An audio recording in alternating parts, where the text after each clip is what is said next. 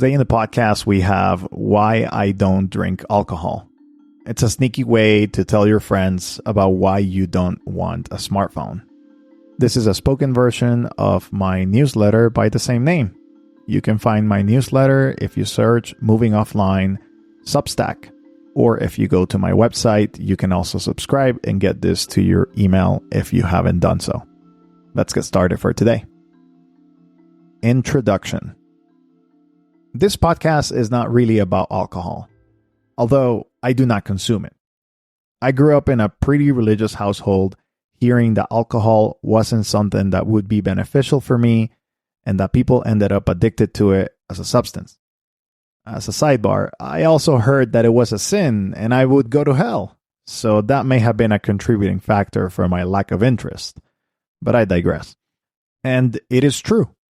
Many people react differently to alcohol, and it possesses qualities that are difficult to let go of for a good portion of the population.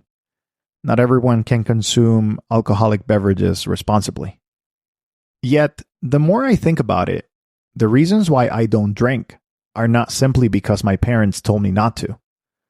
Alcohol is not appealing to me, and it has a lot of factors surrounding it that make it undesirable for the lifestyle I want to live.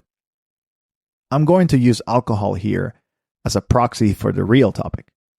So if you drink responsibly, I hope you're not offended by the data or comparison to smartphones.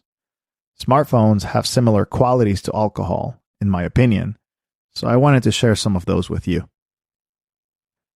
Alcohol is expensive. There is a Starbucks near my house. I love coffee and drink it quite often, so I don't frequent the Green Lady establishment for many reasons. First, I can make a better and cheaper cup of coffee at home. Second, I try to support local businesses instead of large corporations. Third, I don't like the taste. Yet, even closer to me, there is a local bar, a social lounge of sorts. I've been to it for a few meetings with neighbors and friends. It's quite nice. It's local. And it has non-alcoholic beverages for people like me. But they're expensive. Alcohol, much like smartphones, has a high cost. Many say it's warranted. It's worth it.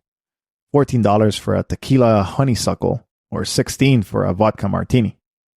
And that's just one drink. Yet the cost of alcohol is not just on the front end of our pockets. People who drink what is termed responsibly wouldn't be financially affected that much. But one drink leads to the next, or so I've been told by the Center for Disease Control, and all of a sudden, 1 in 6 people end up drinking excessively, which costs all of us. From healthcare to collisions on the road, the cost of alcohol has clear societal implications.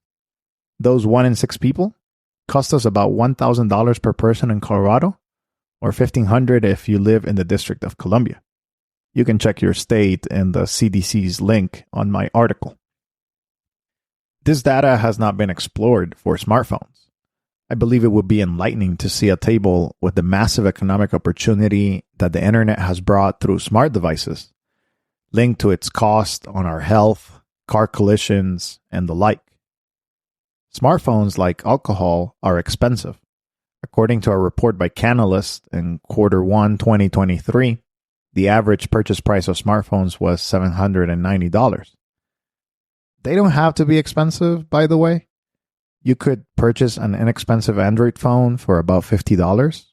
The experience is not that great, but I know for a fact that for those who are part of the excessive use of technology population, it can be a quick drain on their bank account. Moreover, big tech doesn't seem to be interested in the price of technology decreasing, if the Apple Vision Pro is any indication at $3,500. Finally, let's not forget about subscriptions, but that's a topic for another day. Alcohol is escapism. I know that alcohol can serve as a means of enjoyment, and it's not directly linked to escapism. However, enough research in the academic field is showing that people often engage in substance abuse, including alcohol, for the sake of not dealing with stress, trauma, pain, or worry. Excessive drinking, or even casual one, can lead to a cycle of not dealing with life realities or issues that come up in our lives. Admittedly, this is an area where smartphones are most directly linked to substance abuse. Smartphones and their derivatives are known in our collective imagination as tools for deflection, pacification of boredom, and isolation. Instead of immersing ourselves in the rich tapestry of human interaction with our families, friends, and the complexities of work, we often find solace in the curated experiences delivered by algorithms. It's a comforting cocoon, one that lulls us into complacency and makes it hard to break free from the allure of platforms that thrive on mining our attention and resources. The internet's seductive grip, with its endless scroll and instant gratification, is a challenge I grapple with daily. When faced with difficult conversations or emotional moments with my wife, I catch myself suggesting a movie or podcast as a distraction. And when stress mounts, I instinctively seek refuge in games or virtual experiences. While smart devices offer a degree of entertainment and convenience, the lifestyle I aspire to embraces a different ethos, one of intentional disconnection and immersion in the tangible world. Moving offline isn't just about cutting ties with digital distractions. It's about embracing real-life experiences, like reading books, playing sports, and sharing meals with friends. These are the moments of mental escape I crave, not a numbing retreat into the virtual realm, but a fully engaged existence enriched by authentic human connection and lived experiences. Finally, alcohol is addictive. I think we can all agree on this one. Alcohol as a substance is addictive. Addiction may be defined in different terms, but this one from Alcohol Change in the UK proves helpful for me. They state, perhaps the simplest description of addiction is that it is doing something to the point where it harms us and not feeling able to stop. As someone who has had a history of addiction, pornography in my case, I can see myself overindulging in alcohol. This behavior will not only lead to a financial, health, and escape problem for me, it will become a reason to compromise my happiness.